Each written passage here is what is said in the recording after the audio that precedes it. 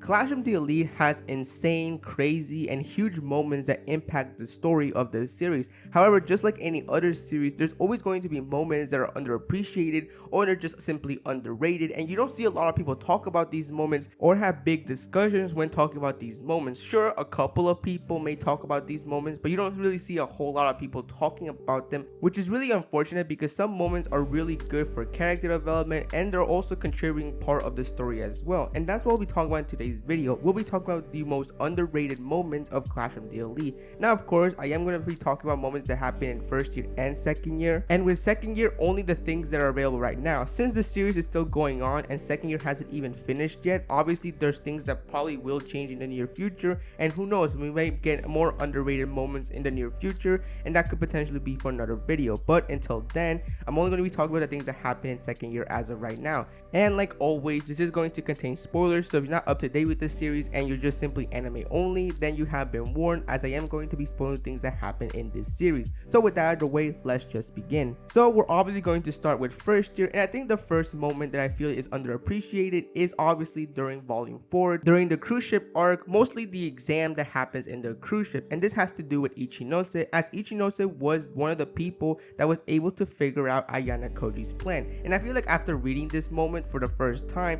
it really did shock me that Ichinose was able to pretty much know about Ayana Koji's plan on how he was going to deal with this test, because there were just so many layers with this plan that Ayana Koji had that I think even Ayana Koji himself thought that it would be impossible for someone to figure it out. But he was shocked, just like the reader, to find out that Ichinose was able to figure out his entire plan. And I think this is a really good moment for Ichinose, as it goes to show us that yes, she is a nice person, and yes, she is very friendly, but she's also very smart. She is not stupid, and I think this moment really highlighted that. And to further prove just how interesting Ichinose is, when Ayana Koji told her why didn't he just expose his plan right then and there, Ichinose said that it wouldn't benefit Class B. So really, Ichinose knows what to do in certain situations and lets things happen that will not only benefit her but her entire class as well. I feel like this moment is underappreciated and underrated because I mean, this is the cruise ship arc and there's just so many other moments that are just really good as well. But I think this is one moment that I feel like a lot of people should pay attention to because it's a really great moment to show us that Ichinose is somebody that we shouldn't take lightly. The next moment that I feel is underrated is the whole Ryuuen thing that happened in volume 6 when he was trying to find out the traitor of their class. Now the anime is completely different from the light novel because in the anime it showed that Ryuuen was pretty much using physical force in order to find out who the traitor of Class C was, and in this moment in the anime it showed just how ruthless Ryuuen is, which it does still work, but I feel in my opinion that this scene was more impactful in the light novel because it showed us just how good Ryuuen was in mind tricks. You see, Ryuuen didn't outright just expose who the traitor was, instead he used mind tricks for the traitor to just open up and say that they're the traitor, and I think that's a really great thing that happened in that moment because it goes to show us that Ryuuen doesn't have to get physical in order to get the answers that he wants. And in this moment it was very clear when Monobit just outright admitted that she was a traitor due to the amount of pressure that everyone from the class was getting due to Ryuen's tactics. It clearly showed us that Ryuen's mind games were getting into people and outright just got the traitor to finally confess as she couldn't deal with the amount of pressure. I think this is a moment that a lot of people don't talk about with Ryuuen because they always mention the other things that Ryuuen has done, but I think this moment highlights that Ryuuen is 100% a huge threat, and there's a reason why Ayana Koji, even to this day in the current state of Clash of the Elite, is keeping an eye on Ryuuen because he knows that Ryuuen could be making a bunch of plans that he may not know, and he doesn't know what Ryuen's moves are going to be. Then these next moments has to do with the character that I feel like a lot of people enjoy just for the sake of his personality, and that is none other than Koenji. It was hard to choose from these two moments, so I decided to include them because why not? The first moment is during volume 10 during the in-class voting exam, in which Yamauchi is the one to end up getting expelled, and as a result of this, Yamauchi is in a fit of rage, and obviously the entire class is really concerned, and it's very clear that a lot of people are afraid of what Yamauchi is going to do. But there was one person who made a comment that made Yamauchi's anger go towards them, and that is none other than Koenji, in which Yamauchi tried to attack Koenji, but since Koenji is just pretty much a whole different kind of human being, he was able to stop Yamauchi's attack. Ayana Koji, seeing this, analyzed the entire situation, and he came with the conclusion that Koenji was just simply trying to get Yamauchi to focus on him rather than somebody else, because if Yamauchi were to let go of his anger to somebody else, that person wouldn't have been able to stop Yamauchi. So in a way, Koenji was pretty much looking out for the class class into making sure that no one else was the victim of Yamauchi's rage. And then the other moment was during the whole volume 11 stuff, in which Hirata was completely broken after the whole in-class voting situation. For those who don't know, I highly recommend you watch my Hirata video to explain why Hirata acted the way he acted. Basically, Hirata was not in a great mood due to everything that's happened because he's always wanted the entire class to be together. But the fact that Yamauchi was the one to get expelled, Hirata feels that he has failed into keeping everyone safe and making sure that no one got expelled. However, there was one person that still tried to help Hirata out, even though other people had just pretty much given up on Hirata because of his attitude, and that is Michan. Michan still tried to help Hirata when nobody else wanted to, but Hirata was having none of it, and in fact, he was getting tired of Michan always trying to help him out and almost got physical with her. But of course, due to Koenji being at that scene at that time, Koenji was able to not only save Michan, but also calls out Hirata for trying to hurt a woman, clearly showing us that Koenji, while he does have a huge ego and cares about himself more than others, he clearly has his moments where he's not going to let things slide, especially when it comes to people who can't defend themselves. It doesn't happen too often, but it just goes to show us that Koenji isn't a terrible person. He has his moments where he could be a great person. And speaking of Hirata, in that same volume, volume 11, Ayana Koji tries to get Hirata to go back into class and be with the other people once again in order to pass the upcoming exam. However, Hirata's not having none of it because it's very clear that the whole in-class voting situation is still affecting him. This leads to Ayana Koji sitting in a bench next to him and listening to what he has to say, and this is where Hirata just lets everything out. He lets everything that he was feeling, all the things that he was holding up, he let it go in that moment when Ayana Koji gave him a chance to talk about the things that he didn't want to talk about with anybody else. And I think this moment really just highlights that it's not a bad thing to open up to someone and talk about your frustrations and the things that are happening in your life. In this moment, we could tell that Hirata trusted Ayana Koji, and Ayana Koji was willing to listen to everything that Hirata was going to say. Sure, he had his own intentions, but he was still there for Hirata, and Hirata appreciated that. You can tell in that moment that Hirata was really grateful for what Ayana Koji did, as he was now able to fully let go of his entire emotions that he was feeling, to show Ayana Koji that all his things that he was holding up. And I think this is a really impactful moment, and I think this really just goes to show us that people have their breaking points, that even the nicest people and the most calmest people have their breaking points, but as long as they have someone they could talk to, then they don't have to hold up all their feelings that they're feeling inside. And I think this moment really just highlighted that. Sure, it's not like Ayana Koji didn't say anything, as at the end of the day, Ayana Koji still called out Hirata, telling him that he needed to change in order to make sure that no one gets expelled. But still, this is a very impactful moment that I can't wait to see it animated once Classroom the Elite Season 3 happens. And I think the final moment that is underappreciated / underrated in first year is in volume 11.5, towards the end, when we see Horikita crying after realizing that even though she changed, she wasted her entire year that she could have spent with her brother. I think the reason why this scene doesn't get a lot of conversation was because of the other moments and the other huge moments that happen in 11.5, mostly the whole Manabu stuff, in which Manabu says his goodbyes, Ayana Koji revealing how much respect he has with Manabu, and of course we have the whole Ayana Koji and Kei confession. I think those moments just pretty much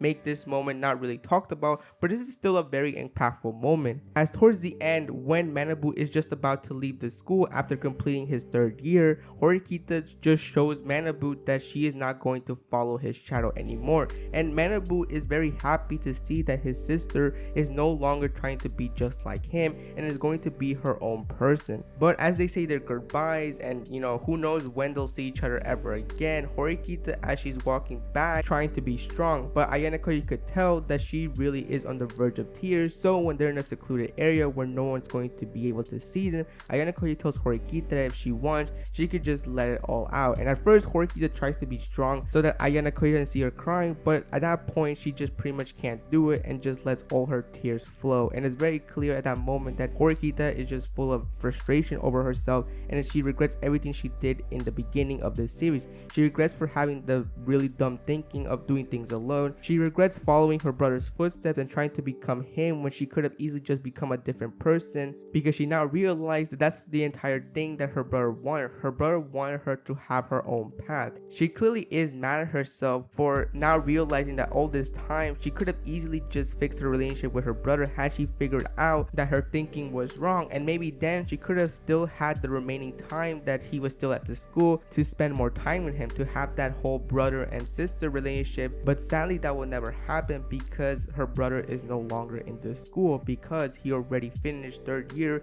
and is going to do things in his life. I think this moment just really showed us that Horikita was not done yet, that this was just the beginning, and that it was very clear that in the near future Horikita was going to be a different person, and we were going to see more character development in her character. And that's exactly what happened in second year, as of right now in second year she has probably had the biggest character development that we have seen in any character of the series. Now, moving on to second year, like I mentioned earlier in the video, second year is still incomplete. There's still a lot of things to come with second year, as the story's not even finished, but still there have been a lot of moments that I feel like are underrated and a lot of people don't give any attention to, just because of how crazy second year has been. And there have been just so many crazy moments that I feel like these moments don't get any attention whatsoever because of it. The first example of this will be in second year volume 1. This will be a moment with Sato and Kei, in which Sato realizes that Kei and Ayana Koji clearly had a thing when she was also trying to be with Ayana Koji. So when she asked Kei if she had feelings for Ayana Koji and if she was going out with him, of course Kei, realizing that there was no point in lying anymore, and she knew that no matter what she said Sato wasn't going to believe her,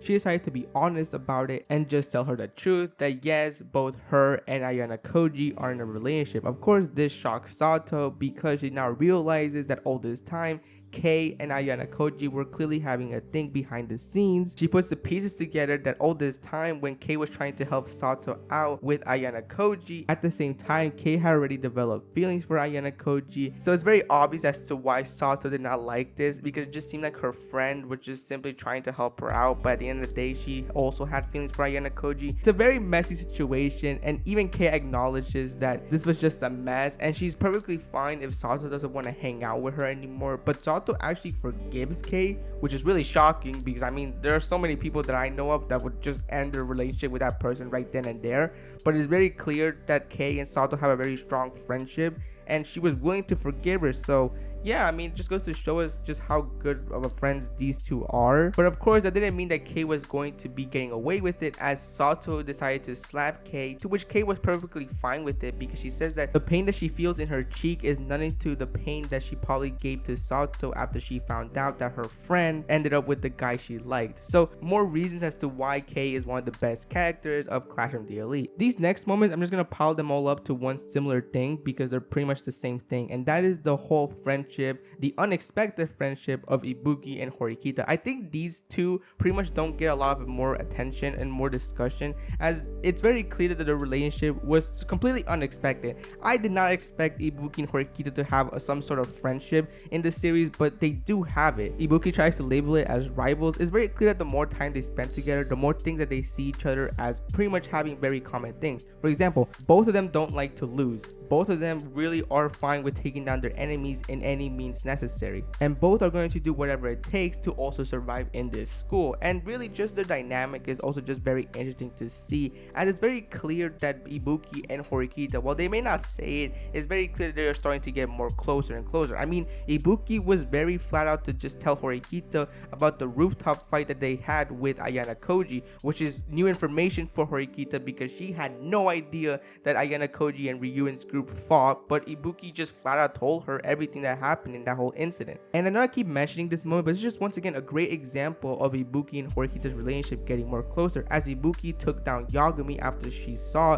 Yagami following Horikita, which showed us that Ibuki was concerned about Horikita and what was going to happen to her if Yagami was following her. And then you have year 2 volume 8 during the school trip, in which Ibuki and Horikita were having a snowball fight, and while it's very clear that they were treating it as a competition, you could tell that they were having fun. Even Ayana Koji stated that both Horikita and Ibuki looked like they were having a great time. So yeah, I'm really curious to what's going to happen with these two with the story, because it's very clear that there's something going to happen with these two, since now they have this friendship. Even though they don't label it as a friendship, I mean, you can clearly tell it's starting to become a friendship, and I'm really excited to see what the story has to offer for these two. And then the next final moment that I feel like is underrated and not a lot of people give attention to, and that is the whole conversation between Horikita and Kushida after a unanimous voting exam, in which which sadly Sakura was the one who ended up being expelled. But as a result of this, Kushida's true personality was exposed, and now everyone knows what kind of person she truly is. For a while after the whole incident, Kushida was not attending the classes. It was not even going into the classroom whatsoever, which is a huge deal because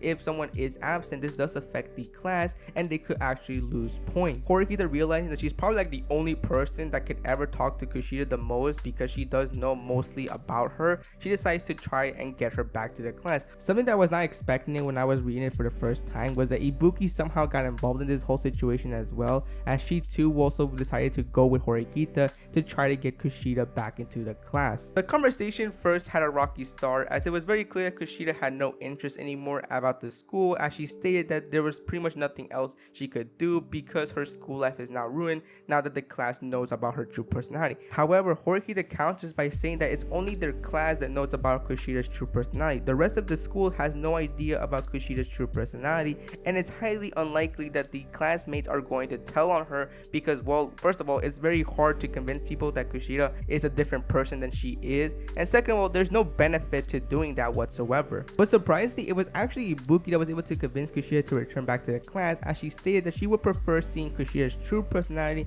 rather than seeing a fake personality about her. I think the reason why this worked was because this was coming from someone who wasn't in the class of Horikita, so obviously from an outsider's perspective, like Ibuki, she pretty much didn't care about Kushida's entire personality, just wanted her to be true to herself. And of course, this moment, the reason why it's underrated was because of what happened towards the end. After convincing Kushida to return to class, they both decide, both Horikita and Kushida, to get back at each other in some sort of way, and this is by both of them pinching each other's cheeks and stretching it. Now, it does look painful, but just from the illustration alone, you can tell that they didn't really mind it and they weren't really mad at each other for it. In fact, it seemed like they just simply had a great time doing this, and it was at this moment that made me realize that these two can be friends. Like, these two could hang out and just simply move from the past, specifically Kushida, but obviously things happen, and as a result, they still don't really have the greatest relationship even as of right now.